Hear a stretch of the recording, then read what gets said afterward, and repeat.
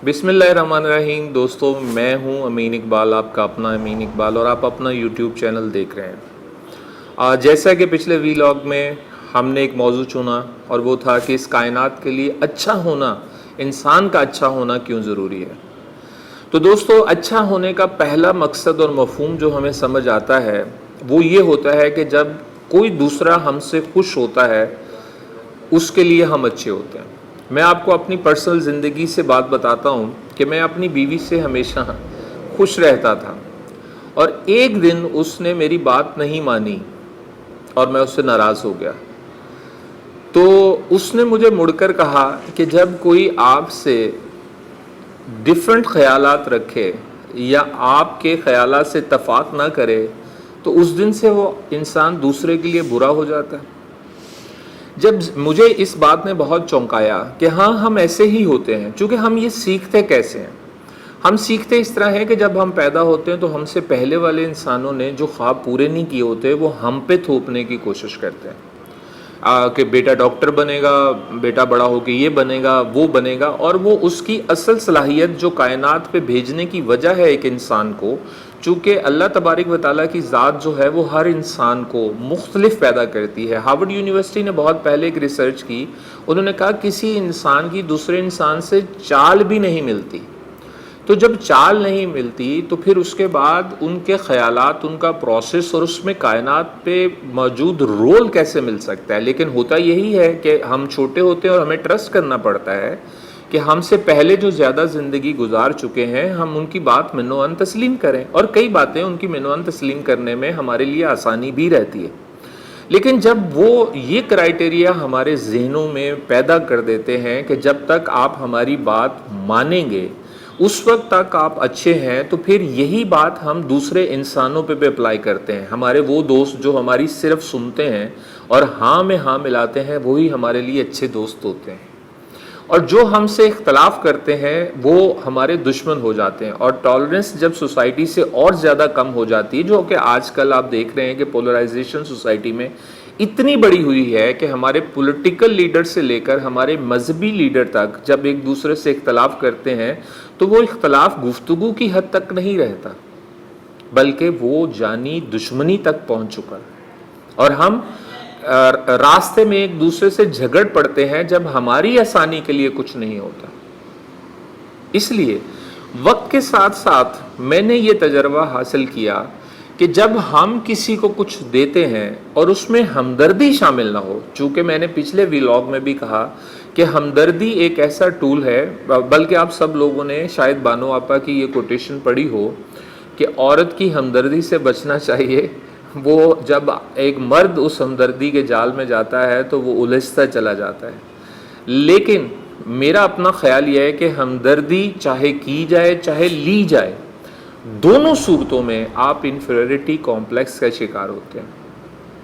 इससे बचने के लिए ज़रूरी है कि आप एक मियाना रवि की डगर पर चलते रहें। उसके लिए ज़रूरी है कि आप जो दें वो बिल्कुल वैसे ही दें, चाहे कायनात में अपना रवैया इन्वेस्ट करें, चाहे कायनात में आप अपना किरदार इन्वेस्ट करें, वो वैसा ही होना चाहिए कि नेकी कर और दरिया में डाल। यानी उससे आपकी एक्सपेक्टेशन कुछ नहीं होनी चाहिए। देखिए कि जब हम अपनी ज़िंदगी के तजर्बे से ये सीख लेते हैं ना कि हम जो कुछ करते हैं वो अपने लिए करते हैं, देखिए आपके अपने इर्द गिर्द आसानी होगी तो आपके मुआशरे में आसानी होगी और वो आपके लिए आसानी होगी।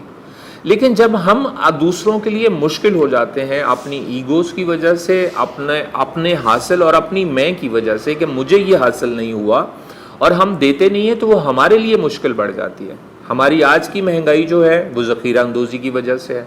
हमारी आज की बीमारियाँ जो हैं वो मिलावट की वजह से है। हमारी आज की जो है वो हलाकतें जो हैं, जो सेहत का मामलात अच्छा नहीं है, दवाइयाँ ख़राब बनने की वजह से है।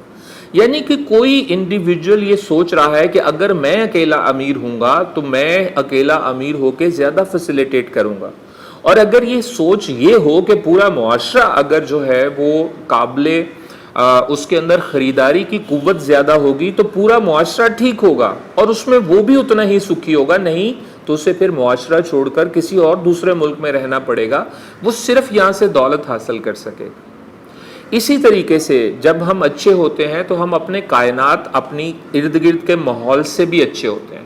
یعنی کہ جب انسان اچھے ہوتے ہیں اور اپنے بارے میں سوچتے ہیں تو وہ پودے اگاتے ہیں، وہ درخت لگاتے ہیں، وہ آرگینک فوڈ پیدا کرتے ہیں، وہ زمین کے ساتھ جڑتے ہیں. اور جب آپ کائنات کے ساتھ جڑتے ہیں تو کائنات میں انوائرمنٹل کرائسس نہیں ہوتا، یہ گرمی نہیں بڑھتی. یہ انوائرمنٹ کی وجہ سے جو ابھی سیلاب آیا ہوا ہے، یہ سیلاب نہیں آتے، انسان تباہ نہیں ہوتے. اور پھر ان تباہی کے بعد اپنی ہمدردی کو شو آف کرنے کی کوئی ضرورت نہیں رہ جاتی، چونکہ ایک انسان کا رول ہی یہ ہے کہ دوسرا انسان زخمی پڑا ہوا ہے تو وہ اسے اٹھائے اور ہاسپٹل لے جا کے اسے بچانے کی کوشش کرے. اسی لیے ہمارے نبی پاک صلی اللہ علیہ وسلم نے کہا مسلمان کا بھائی ہے. بلڈ ریلیشن جو ہے وہ اس کا ہونا ضروری نہیں ہوتا. ہم اچھا بنتے ہیں اپنے باس کے لیے، ہم اچھا بنتے ہیں اپنی بیوی کی خواہش کے لیے، اور ہم یہ پرٹینڈ کرتے ہیں کہ ہم ایسے ہیں، اور پھر ہم ویسے نہیں ہوتے، جس کی وجہ سے ہماری اپنی شخصیت جو ہے ڈوئل شخصیت بن جاتی، جس کی وجہ سے ہم ایک نفسیاتی مسائل کا شکار ہو رہے ہیں. چونکہ ہمیں ڈر رہتا ہے کہ ہمارا اندر کا سچ پکڑا نہ جائے، ہم جو ایکٹ کر رہے ہیں وہ کسی دن ننگا نہ ہو جائے.